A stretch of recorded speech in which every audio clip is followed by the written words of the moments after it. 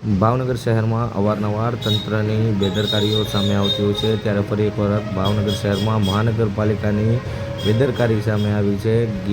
ગીતા ચોકમાં જૈન દેરાસર પાસે મહાનગરપાલિકાનું એક વાહન સાઈડમાં પાર્ક કરવામાં આવી રહ્યું હતું। તે વેળાએ પેવર બ્લોક જમીનમાં ધસી જતાં ભૂવો પડી ગયો હતો અને તે ભૂવામાં ટેન્કરનું પાછલું વ્હીલ ફસાઈ જતાં લોકોને ટ્રાફિક જામ થતાં ભારે હાલાકી ભોગવવી પડી હતી। આખરે લોકમુખે ચર્ચાઈ રહ્યું છે કે આ રીતે હજી કેટલો સમય મહાનગરપાલિકા બેદરકારીથી કામ કરતું રહેશે, આ પણ એક સવાલ રહ્યો।